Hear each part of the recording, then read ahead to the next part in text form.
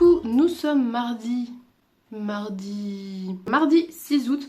J'introduis ce vlog dans un décor tout nouveau. Donc non, on n'est pas dans mon nouvel appart, on est chez une amie qui nous prête son appart parce qu'on voulait faire quelques jours sur Paris pour faire différentes choses, voilà. Bon, écoutez, ça change, c'est bien aussi, hein, ça varie un petit peu.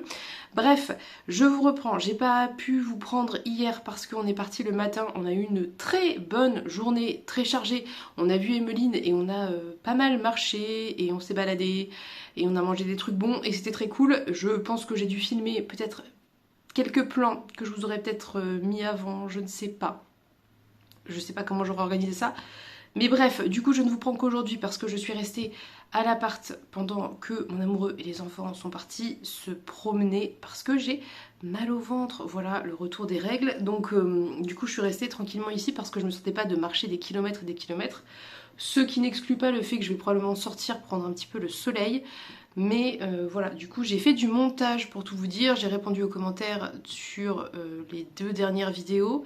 Et c'est tout. Ah non, et j'ai emballé le swap d'Emeline, voilà, que vous verrez sûrement du coup prochainement sur son Instagram, puisque je vais lui donner demain. Voilà ce que j'ai fait pour cette matinée. Alors matinée en fait ça fait que 2 heures qu'ils sont partis, donc c'est pas non plus... Voilà, ça fait pas très longtemps. Je pense que ce que je vais faire là maintenant, c'est que je vais avancer peine de mots perdus. Je vous ai pas repris, mais j'ai presque terminé en fait. Donc je vous en reparle très rapidement. En gros, comme je vous l'avais déjà dit, je pense, on suit Axel, qui est la capitaine de la compagnie du chariot, compagnie de mercenaires fondée par son père, et son père lui a donné le commandement de cette compagnie, où elle a été élue, je crois d'ailleurs. Je sais plus très bien comment ça s'est passé. Enfin, bref, c'était pas juste un espèce de pouvoir, tiens, je te donne le pouvoir et voilà. Il y avait les autres étaient d'accord quoi. Et donc elle est un peu la capitaine incontestée. C'est une femme d'autorité, c'est une femme qui sait se battre, c'est une femme, enfin c'est vraiment une femme très forte, mais pas que en fait, et c'est ça qui est génial avec ce personnage, c'est que oui, elle est très forte sous plein d'aspects, elle sait se battre, elle ne se laisse pas faire, elle n'a pas peur des hommes, voilà, mais en même temps, elle se pose plein de questions, elle a plein de doutes en tant qu'individu, faisant partie d'une communauté, donc au sein de cette compagnie, et aussi en tant qu'individu au sein de sa famille, puisque si vous avez lu Royaume de vent et de colère, vous savez qu'elle s'est retirée de cette compagnie de mercenaires avec qui elle a gardé des contacts, hein, mais elle s'est retirée pour ouvrir une auberge avec son compagnon et qu'elle a eu une fille et adopté un fils. Donc c'est pas un spoil, hein, ça c'est si vous, enfin c'est pas un secret dans le bouquin, on le sait dès le début. Et voilà, donc on suit en fait Axel à travers différentes étapes de sa vie, que ça soit en tant que mercenaire, que ça soit ensuite en tant que mère, épouse, que femme tout simplement, que chevalière, puisqu'elle est chevalière, que plein de choses, et on la suit à différentes étapes de sa vie. Il y a une sorte de découpage où voilà, on la suit sur une mission quand elle a 20 ans, on la suit ensuite quand elle a la quarantaine, etc. etc. Donc ouais, c'est très plaisant, j'aime beaucoup le style de Jean-Laurent Del Socorro, j'aime beaucoup la manière dont il aborde certaines choses avec ce contexte historique très fort et qui est très plaisant, que moi j'aime beaucoup, c'est une période historique que je maîtrise assez bien et qui me plaît, donc ça démarre.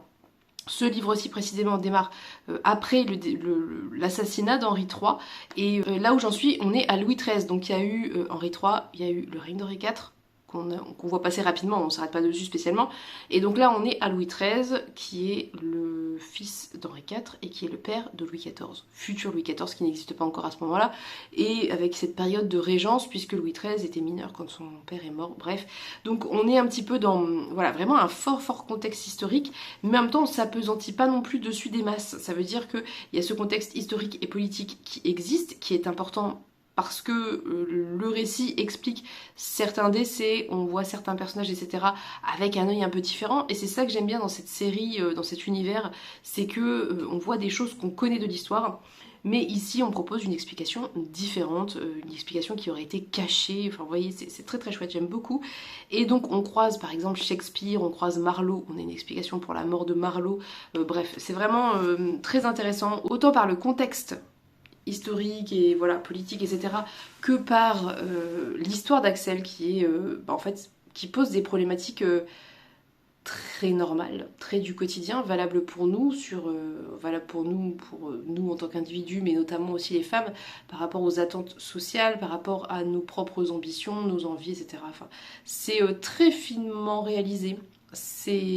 Franchement, c'est très bien fait. Je trouve que Jean-Laurent Del Socorro vraiment a une sensibilité particulière et qu'il parvient à l'exploiter, je pense, pour écrire des personnages féminins qui sont réels, qui sont réussis. Voilà, donc je vais pas plus m'étendre là-dessus. Il n'y a pas en fait énormément de choses à dire parce que vraiment ces différentes missions que l'on suit, tout en ayant le développement intellectuel, interne, etc. d'Axel. Et sachez juste que moi j'aime beaucoup, je suis toujours aussi convaincue. Je trouve qu'on sent une évolution au sein de cet univers dans les écrits de l'auteur. Je trouve que celui-ci est... Je sais pas comment vous dire parce que je veux pas donner une impression négative sur les plus anciens parce que c'est les plus anciens, je les ai aussi beaucoup aimés, mais il y a quelque chose de plus abouti, de plus mature. Alors, dit comme ça fait un peu prétentieux et voilà, mais je veux dire mature dans le sens où je trouve que la psychologie des personnages ici est plus fine peut-être. Je sais pas si vous voyez ce que je veux dire. J'espère que je m'exprime pas mal. C'est pas évident, c'est pas toujours évident de donner son ressenti, mais en tout cas. Axel est très réussi, j'aime beaucoup Axel, c'est un de mes personnages préférés dans Royaume de vent et de colère, donc j'étais ravie qu'il y ait un livre consacré à sa personne, et c'est très chouette, et j'aime beaucoup, et je vous recommande.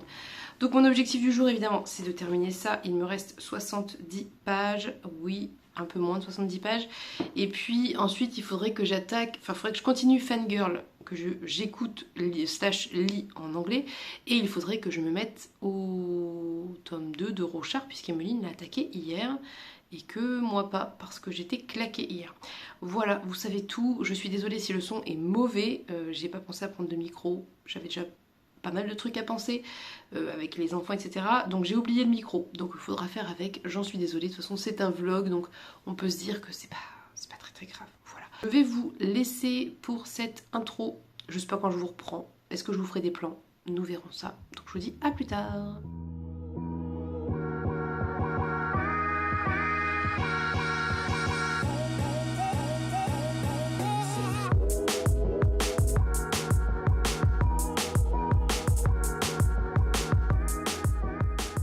On se retrouve, nous sommes jeudi, je sais même plus quelle journée, jeudi 8 août je crois. Alors j'ai quelques trucs à vous dire parce que j'ai terminé 2 livres mine de rien dans cette semaine très très occupée où on marche beaucoup, j'ai quand même lu. Donc d'abord petit racontage de vie, ensuite on passe au livre. Donc du coup je vous ai pris mardi parce que mardi j'étais toute seule et que je pouvais filmer, j'ai été un petit peu traînée en librairie, je me suis acheté un livre, j'ai acheté des livres aussi pour les enfants, donc moi je me suis pris ceci, donc c'est Dernier jour d'un monde oublié de Chris Vuklicevic, que j'ai terminé depuis, mais on va en reparler. Et puis voilà, je me suis un peu baladée, je suis allée un peu lire au parc, enfin voilà, j'étais un peu tranquille parce que j'avais mal au ventre et que j'étais pas en grande forme. Hier, on est allé au restaurant à midi avec toute la famille et Emeline, donc on a passé la journée à marcher, on a fait pas mal de librairies et de boutiques et de trucs et de machins, on s'arrêtait un petit peu partout où on avait envie. Moi, je me suis pris à Book Off deux livres. Je me suis pris ceci et je me suis trompée, en fait j'ai pris le tome 2 des Carnets de l'apothicaire de l'autre saga que je n'ai pas, donc je vais devoir acheter le tome 1 pour lire ça, mais bref, c'est pas pressé. Je sais pas pourquoi je me suis trompée, en plus je sais que la tranche de l'autre est pas du tout blanche, j'étais pas concentrée en fait, je pense que... Bref, c'est pas grave, et donc je l'ai payé 5 €, donc voilà, écoutez, c'est ça de prix, hein. Et j'ai trouvé le tome 4 du clan des Otori, donc moi j'en suis à la lecture du tome 2 que j'ai pas encore lu, j'ai pas le tome 3, mais le tome 4 qui était un gros pavé était dans la même collection que celle que moi j'ai, était plutôt en bon état et était à 1 €. Voilà, j'ai pas hésité très longtemps, je vous cache pas, parce que d'habitude je les trouve pour pas très cher sur Rakuten ou ailleurs, mais là il n'y avait pas les frais de port. Donc je l'ai pris, voilà, je me suis chargée, c'est bien, ça va être sympa le retour. Et j'ai pris des livres pour les enfants, mais voilà, c'est pas forcément... Je sais pas si ça vous intéresse, dites-moi, mais voilà. Et là, je les ai pas sous la main. Et puis, je voudrais vous parler de mes livres lus et pas trop traîner, parce que pour pouvoir filmer, j'ai dû mettre un petit peu tout le monde dehors. Alors, il fait beau, ils sont partis au parc, attention, il n'y a pas de maltraitance, hein, voilà. Mais j'aimerais bien aller les rejoindre, surtout. Donc, j'ai terminé, je vous le remets là parce qu'il est dans la chambre et que je l'ai rangé dans la valise et que j'ai vraiment pas le courage d'aller tout ressortir. J'ai terminé Peine de mots perdus de Jean-Laurent Del Socorro, que j'ai beaucoup aimé. Je sais plus du tout ce que je vous ai dit. Je n'en ai aucun souvenir parce que j'étais un peu dans la brume de la fatigue et de la douleur. Mais c'est un livre que j'ai beaucoup aimé. Comme je vous disais, je pense que je vous en ai déjà parlé. J'ai beaucoup aimé l'esprit de sororité qui se dégageait de ce roman. J'aime beaucoup que Jean-Laurent Del Socorro, dans ses romans, et même ses romans historiques, il place les femmes dans une position égale des hommes, tout en dénonçant malgré tout les violences que les hommes font subir aux femmes, mais en même temps, les femmes peuvent avoir des rôles équivalents à ceux des hommes. Ça veut dire que on est vraiment, et c'était par exemple très très fort le cas dans Morgane Pendragon, et dans ce volume-ci, c'était beaucoup le cas aussi, avec des femmes qui sont capitaines, avec des femmes qui ont des rôles importants dans l'armée, ou dans, voilà, qui se battent comme des hommes, il y a toutes sortes de rôles, et les femmes prennent toutes sortes de places dans ces sociétés, et je trouve qu'il le fait très bien, parce que c'est... Je sais pas comment vous dire, c'est hyper naturel en fait, la question se pose pas, c'est-à-dire que vraiment, il y a quelque chose de très naturel dans la manière dont il modifie la société qui a existé, hein. Donc là on est plutôt sur l'époque Henri IV, Louis XIII, et il parvient à faire ça avec beaucoup de naturel, et ça passe très bien, et c'est quelque chose que j'aime énormément.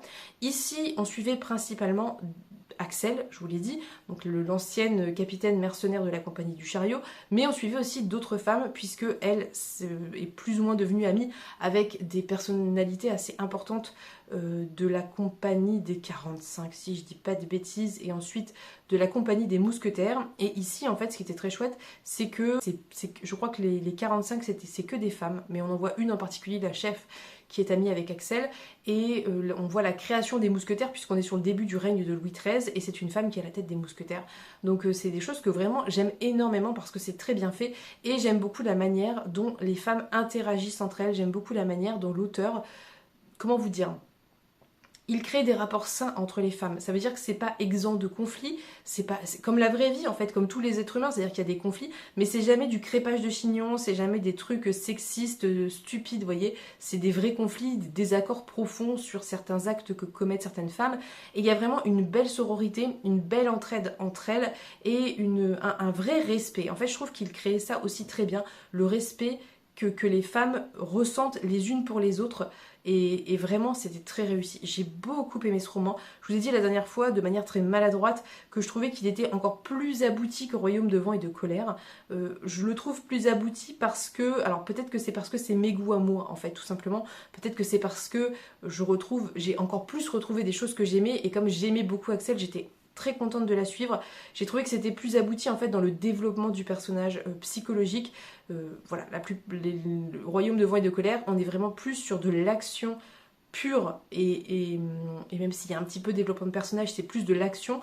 Là, on a vraiment beaucoup plus le côté psychologique qui arrive à égalité avec le côté historique qui se mélange à cette espèce de fantaisie, puisqu'on a la magie, on a une certaine magie qui existe.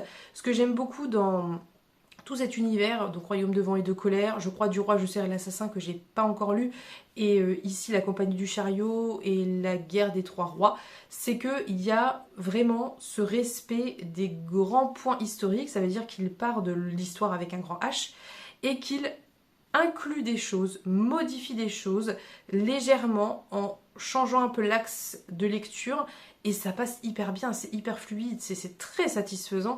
Et ici en fait on inclut la magie dans cette histoire, donc ça a ce côté, vous savez, un petit peu, on sait que tel roi est mort, on sait comment il est mort, et c'est repris dans le bouquin, mais la véritable cause, ça va être autre chose, et c'est caché, vous voyez ce que je veux dire, et moi j'aime beaucoup ça. Et ici on a une magie qui est pour moi très réussie, parce que très peu souvent représentée de cette façon-là. On est sur une magie qui se pratique avec une certaine pierre, un certain métal, et qui est extrêmement addictive. C'est vraiment une sorte de drogue en fait, ça veut dire que les praticiens de cette magie, de l'arbon, sont complètement accros, et ça les détruit, et on le voyait beaucoup plus, je trouve, dans... Enfin, il y avait un personnage qui était beaucoup plus développé, qui était praticien, qui était magicien en fait, dans... Royaume de vent et de colère, ça a vraiment les effets de la drogue sur les gens, et c'est quelque chose que je trouve très intéressant. Ce traitement de la magie qui est très différent de celui auquel on a l'habitude en fait. Et il y a vraiment un prix à payer pour pratiquer cette magie. Elle n'est pas extrêmement présente, peu de gens pratiquent cette magie, et c'est aussi quelque chose que j'aime bien, ce côté un peu exceptionnel de la chose, ce côté très sombre de la magie. C'est assez différent du traitement habituel qu'on peut en voir, et moi je trouve que c'est très réussi. Donc bref, c'est un livre que j'ai beaucoup aimé pour le personnage d'Axel, pour le développement des personnages féminins, pour la place des personnages féminins dans la société et dans toute cette action. On suit très très majoritairement des femmes. Pour l'histoire en elle-même et l'action en elle-même, on est sur des petits épisodes qui se suivent et qui ont une logique à chaque fois, mais sur des petits épisodes avec des trous, des ellipses temporelles importantes dans la vie d'Axel. Et je trouvais que c'était très réussi. Et dernier point que j'ai beaucoup aimé, et je crois que je vous en ai déjà parlé, j'ai beaucoup aimé la sensibilité avec laquelle l'auteur abordait tout ce qui concernait le personnage d'Axel autour de la famille, de la maternité et de ces tensions qu'il y a entre sa passion pour son métier, sa passion pour l'action en fait, et pour intervenir dans les affaires de l'État et être embauché en tant que mercenaire en fait, que ce soit avec toute sa compagnie ou ensuite seul. Et en même temps, son amour pour sa famille, son amour pour ses enfants, son amour pour son conjoint, et comment il y a cette espèce de tension et comment trouver un équilibre. Je trouve qu'il aborde ça très bien, avec beaucoup de sensibilité, et je pense très honnêtement que si il le réussit aussi bien, c'est parce que Jean-Laurent Del Socorro pense les femmes comme des êtres humains, et pas comme uniquement des femmes. Je pense que vraiment... Alors, c'est un sentiment que j'ai, c'est pas garanti, mais moi, quand je lis les femmes que Jean-Laurent Del Socorro écrit, j'ai l'impression de lire l'histoire d'êtres humains. Ça veut dire d'êtres humains comme le sont les hommes, tout simplement. Je pense que c'est en ça qu'il réussit très bien les femmes, c'est qu'il ne propose pas un traitement réellement complètement spécifique aux personnages féminins, c'est juste des personnages, c'est juste des êtres humains et c'est hyper bien fait. Elles sont pas du tout clichés, pas du tout stigmatisées, pas du tout... Vraiment, c'est des êtres humains avec des questionnements moraux d'êtres humains, avec des actions d'êtres humains, et c'est hyper réussi. J'aime vraiment beaucoup les personnages de cet auteur, et j'ai beaucoup aimé ce bouquin qui était vraiment très très chouette, que je vous invite à découvrir. Vraiment, Jean-Laurent Del Socorro, pour moi, c'est un auteur francophone à découvrir. Je peux concevoir qu'on n'adhère pas à son style, il a un style qui est particulier, qui peut pas faire l'unanimité, mais pour moi, c'est vraiment une très très bonne plume francophone, et j'aime tous les écrits que j'ai découverts de lui, je les ai aimés. Il y a mes préférés, évidemment, mes petits chouchous, mais très très chouette. Vraiment très très chouette bouquin. Donc, bref, du coup, j'ai enchaîné avec la lecture de ce livre que j'ai acheté. Donc je l'ai acheté mardi, et là, je l'ai terminé hier. Là, on est jeudi, donc je l'ai lu hyper... voilà, je l'ai dégommé. Dernier jour d'un monde oublié de Chris Vukicevic. Donc ici, on est sur une île qui a connu une espèce de cataclysme. Je ne sais plus très bien les détails, mais en gros, du jour au lendemain, il n'y avait plus aucun survivant à part les gens de cette île et quelques réfugiés qui sont arrivés sur cette île. Ça fait 300 ans que c'est comme ça et qu'ils sont en huis clos complet, qu'il y a dès que quelqu'un essaye de partir, il ne revient jamais, il disparaît. Donc tout le monde suppose que ces gens sont morts, que ce soit par la forêt ou par la mer.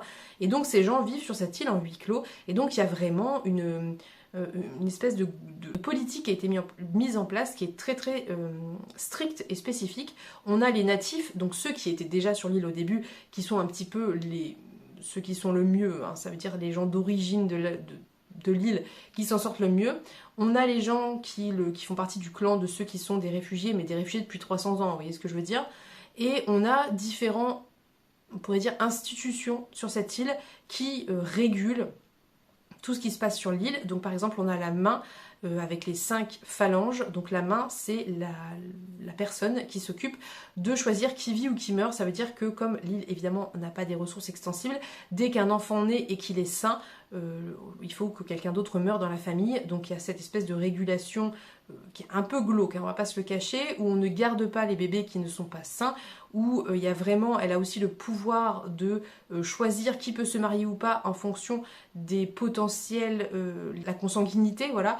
Et bref, tout ça est très très régulé. On a le roi, qui est le natif avec un grand N, qui est pas très présent, qui gère plus ou moins, qui a toujours un peu voix de décision finale, mais qui fait pas grand chose en définitive.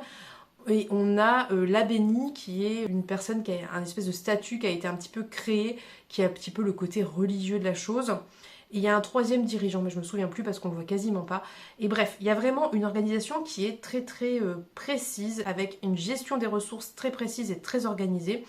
Et on suit, en fait, au début, cette île. Voilà. Ce qui se passe dès le début, c'est qu'un bateau va trouver cette île, des pirates vont trouver cette île, et donc, à la fois, les pirates sont étonnés de trouver une île ici, parce qu'a priori, il n'y a pas d'île du tout dans ce coin d'océan, et les gens vont voir arriver le bateau et vont réaliser qu'en fait, ils ne sont pas du tout les derniers humains. Donc, évidemment, ça va créer plein de choses, vous l'imaginez bien, et c'était un livre que j'ai beaucoup aimé. Alors, première chose que j'ai beaucoup aimé, c'est la plume de l'autrice. Vraiment, Chris Vukicevic a une plume exceptionnelle. C'est incroyable comme elle écrit bien. Comme toutes ses phrases sont travaillée, ou alors si elle le fait spontanément, c'est un génie, mais toutes ces phrases sont travaillées, sont belles, sont intelligentes. C'est surprenant, il y a plein de choses, il y a des tropes assez classiques de fantasy, mais il y a aussi plein de choses très surprenantes, très bien pensées, qui proposent un univers et un world building qui est original. C'est de la dark fantasy, il y a des trigger warnings, c'est tout de même assez violent, il y a des trigger warnings de mutilation, il y a des trigger warnings d'inceste. En même temps, ça semble presque relativement évident étant donné le contexte de cette espèce de huis clos, mais comme elle l'avait fait dans Du thé pour les fantômes, du moins celui-ci est sorti avant, il y a entre les chapitres ces espèces de petits passages qui sont parfois des articles, ça peut être tout et rien, ça peut être plein de trucs différents, c'est des articles, c'est des textes de loi, c'est des déclarations, c'est vraiment tout et rien. Et ça apporte pour moi des informations sur le world building de manière hyper intelligente parce que c'est décalé, parce que ça apporte une certaine légèreté. Parfois c'est tellement décalé, c'est presque humoristique que ça vous donne cette espèce de souffle et en même temps ça enrichit l'univers. Vraiment j'ai adoré ce bouquin. Je ne vais pas plus vous parler de l'intrigue, je pense qu'il faut le découvrir, moi j'en savais rien et j'ai beaucoup aimé. On va être sur des thématiques somme toute assez classiques autour évidemment de la nouveauté, de l'immigration, des questionnements de politique, de la mainmise et des institutions sur le peuple. Voilà des choses qu'on n'a jamais remis en question parce que ça a toujours été comme ça et que c'est fait pour le bien des gens. Et en fait finalement quand quelque chose de nouveau vient un petit peu rebattre les cartes, qu'est-ce qui se passe? Ça parle de mille et une choses, il y a des destins individuels avec des questions individuelles, par exemple on va parler de relations intrafamiliales, aussi de violences intrafamiliales, mais on va parler aussi thématique plus large autour du peuple, du pouvoir, de la pauvreté, de l'élitisme et compagnie.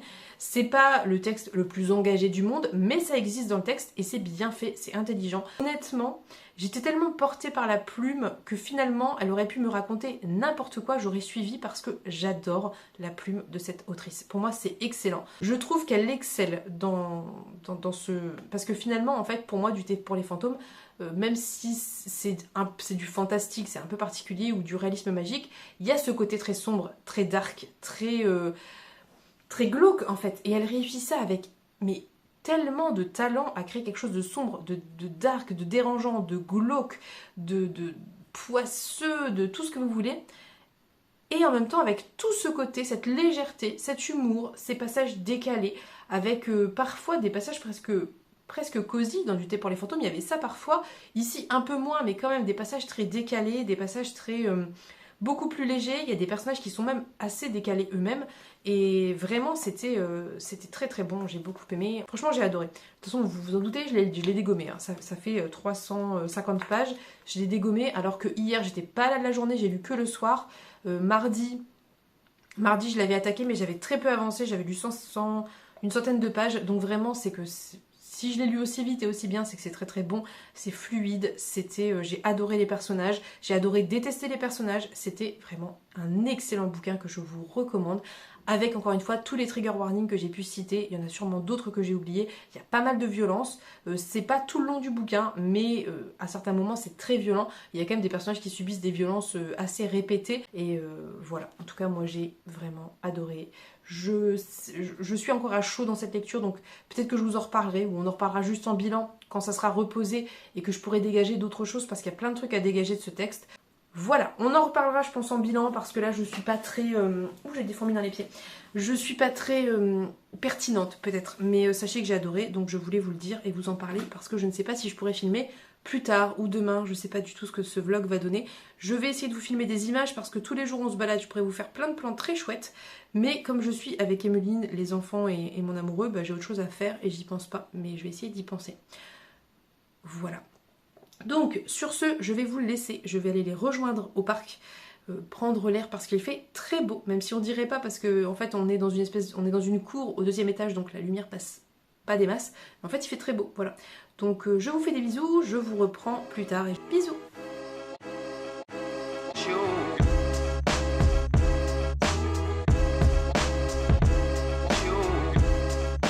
Coucou, on se retrouve, nous sommes dimanche, donc je clôture le vlog, je dois le monter, le mettre en ligne dans la foulée, donc je ne traîne pas, il est 13h58, voilà. Donc vous aurez compris que la semaine a été chargée, que j'ai peu filmé, mais ça fera très bien l'affaire, c'est pas non plus catastrophique, je vous ai quand même parlé 2 lectures après jusqu'à présent, je ne sais plus. En tout cas, je vais vous parler de la dernière lecture que j'ai lue cette semaine. Et c'est un cadeau d'Emeline puisque c'est un si long après-midi d'Inga Vesper qui est publié chez Point, qu'elle m'a offert et que j'ai attaqué dans la foulée parce que ça me faisait très envie. Demain, vous verrez la vidéo de l'unboxing du swap si tout va bien. Normalement, de toute façon, je crois que je n'ai plus de vidéo en avance, donc je n'ai que celle-là, ça sera très probablement celle-ci, vu que je n'ai pas forcément trop le temps de filmer aujourd'hui et que les conditions ne sont pas idéales. Bref, donc un long si long après-midi, c'est un espèce de thriller, je pense qu'on peut dire. Donc c'est l'histoire de Joyce, pour rien avoir. C'est l'histoire de Joyce, qui est une femme américaine dans les années 60, qui vit dans la parfaite petite vie états-unienne, c'est-à-dire dans une grande maison avec pas mal d'argent et qui a une domestique noire qui s'appelle Ruby. Le livre s'ouvre sur Joyce qui dit... D'ailleurs, c'est la phrase qui est en bas ici, qui dit « Hier, j'ai embrassé mon mari pour la dernière fois. Il ne le sait pas, bien sûr, pas encore. » Et en fait, c'est ça l'histoire. C'est que Joyce va disparaître dans des conditions très mystérieuses. Tout ce qu'on va retrouver d'elle, en tout cas, tout ce que Ruby va retrouver d'elle, ce sont ces 2 filles qui sont restées à la maison et la cuisine qui est ensanglantée. Et c'est tout, et va démarrer une enquête. Donc on va suivre pas mal de personnages, puisqu'on va suivre d'un côté Ruby qui a très très peur de se retrouver embarquée dans cette histoire parce qu'elle est noire et que dans les années 60, c'était quasiment sûr qu'elle soit accusée. Donc évidemment, elle a peur d'être pendue, puisque la peine de mort existe encore. On va également suivre le policier, l'inspecteur, qui va être chargé de l'enquête, qui arrive tout droit de Brooklyn et qui est envoyé à Santa Monica, dans un petit coin tranquille où il ne se passe rien. Évidemment, il arrive, il se passe un truc, sinon c'est pas drôle. Et on va suivre à la fois le mari, les voisins, enfin différentes personnes qui sont autour de Joyce. Et de temps à autre, dans le bouquin, on a des chapitres du point de vue de Joyce et on suit ce qu'elle fait au fur et à mesure que l'enquête avance. Je ne vais pas trop vous en dire, c'est un thriller, je pense qu'il faut pas forcément beaucoup en savoir. Ce que je peux vous dire en revanche, c'est que c'est un livre d'une part qui se lit extrêmement bien, c'est tout l'intérêt du thriller me direz-vous, mais c'est pas toujours le cas. Là vraiment c'est hyper page turner, on a envie de savoir, on a envie de continuer, on a envie de savoir ce qui est arrivé à Joyce. Je trouve que l'autrice gère très bien le côté mystère, ça veut dire que moi j'avais plein d'hypothèses en tête, mais j'étais pas sûre de laquelle était la bonne. Et alors dans toutes mes hypothèses, l'une d'entre elles était la bonne, mais franchement, je savais pas trop. Je trouve que c'est très bien mené en fait, parce qu'on a vraiment les indices au fur et à mesure. Ça se dévoile au fur et à mesure. C'est pas tiré par les cheveux, c'est pas une solution qui sort de nulle part, donc c'est plutôt réussi.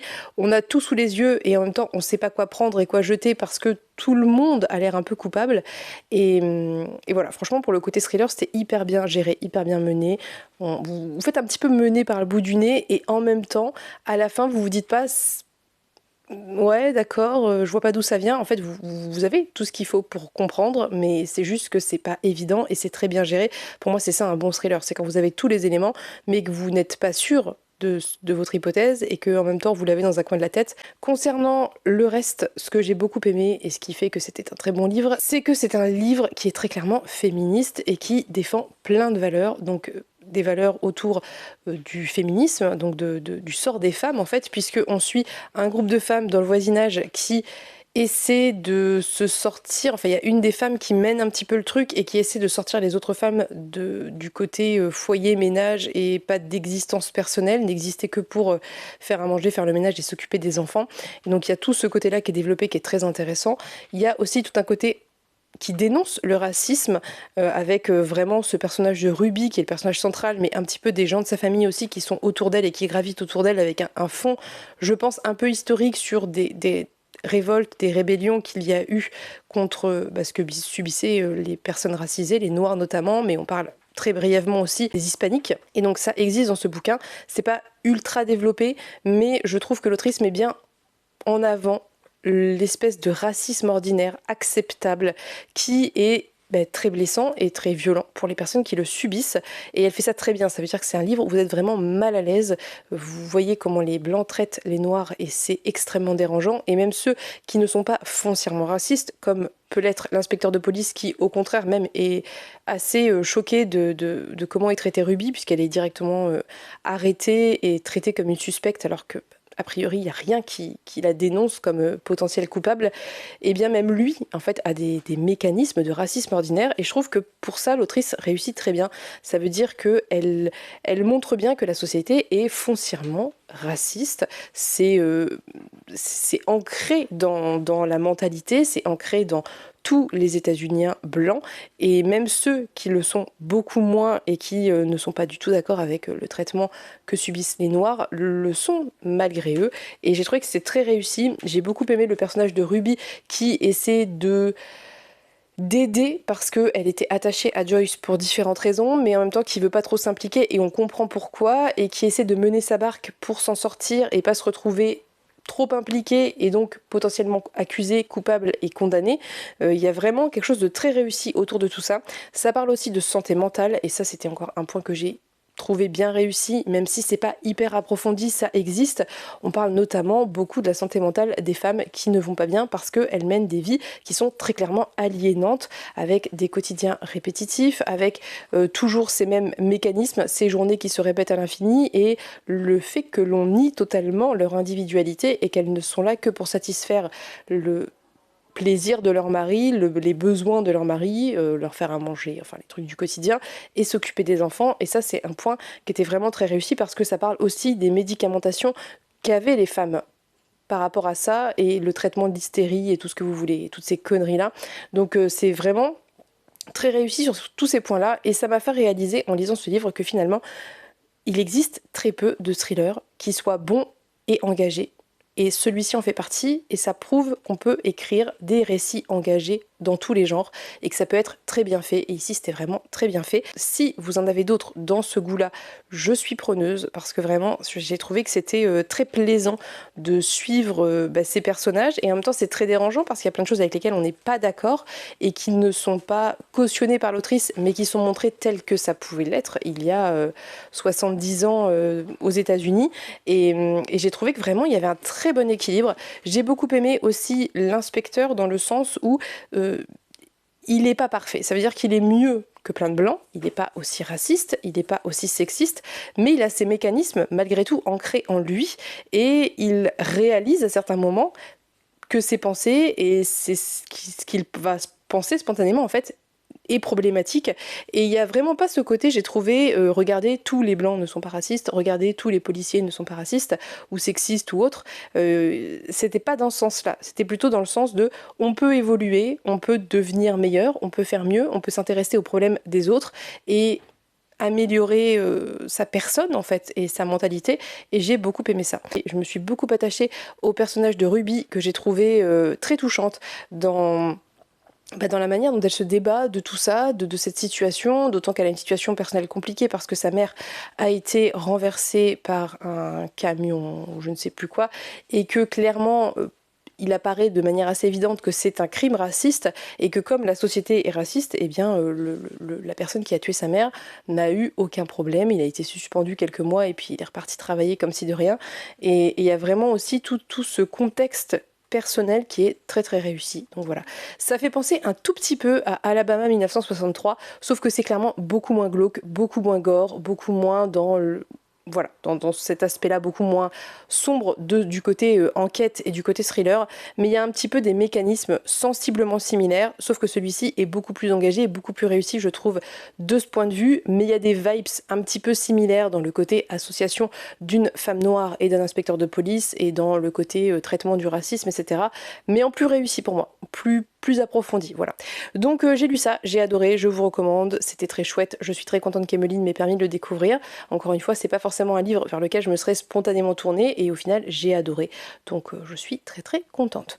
Voilà, c'est tout ce que j'ai terminé cette semaine. J'ai avancé la lecture de Nous serons la Sandy, je compte bien le terminer pour vous en reparler la semaine prochaine puisqu'il sort le 14, donc début de semaine prochaine pour vous, donc j'aimerais bien vous en reparler juste après sa sortie, en fait ça serait plutôt chouette.